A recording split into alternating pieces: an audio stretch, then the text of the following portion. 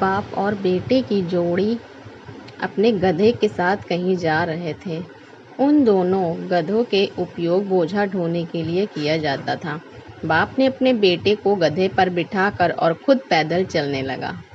थोड़ी देर के बाद जब वो किसी गांव से गुजर रहे थे तो गांव के लोगों ने उन्हें देखकर कहा, कैसा बेटा है जो खुद गधे के ऊपर बैठा हुआ है और अपने बुजुर्ग पिता को पैदल चला रहा है। लोगों की यह बात सुनकर बेटा गधे से नीचे उतर गया और उसने अपने पिता को गधे के ऊपर बिठा दिया और खुद गधे के साथ पैदल चलने लगा। थोड़ी देर के बाद जब वो दूसरे गांव से गुजर रहे थे तो गांव के लोगों ने उन्हें देखकर कहा, कैसा बाप है जो खुद गधे के ऊपर बैठा हुआ है और अपने मासूम से बेटे को पैदल चला रहा है।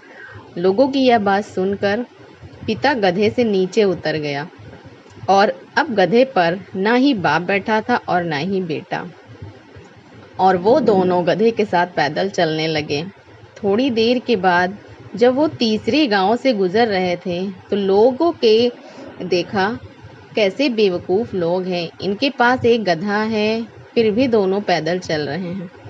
अब लोगों की यह बात सुनकर बाप और बेटा दोनों गधे के ऊपर बैठ गए।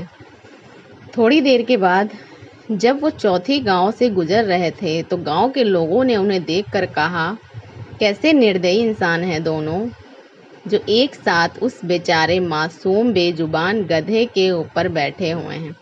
इन दोनों के अंदर जरा सी भी दया नहीं है। अब यह सुनने के बाद दोनों बाप बेटे का दिमाग खराब हो गया और वो समझ गए कि अगर हम इन लोगों की बातें सुनते रहेंगे तो हम निश्चित रूप से पागल हो जाएंगे। इसलिए अच्छा रहेगा कि लोगों की बातों पर ध्यान ना दिया जाए। दोस्तों, जितनी मुंह उतनी बातें, लोगों का काम है कहना, क्योंकि लोगों को बोलने का शौक होता है। लोग कुछ न कुछ बोलकर स्वयं को ज्ञानी सिद्ध करना चाहते हैं। जब आप असफल होते हैं तो लोग आपकी निंदा करते हैं और जब आप सफल हो जाते हैं तो लोग आपकी पीठ पीछे निंदा करते हैं। यदि लोगों की बातें सुनते रहोगे तो जीवन में कभी भी सफल नहीं हो पाओगे। इसलिए उनकी बातों पर ध्यान मत दो और अपने कर्म और लक्ष्य पर ध्यान दो। आपको सकारात्मक बनाए रखने की मेरी इस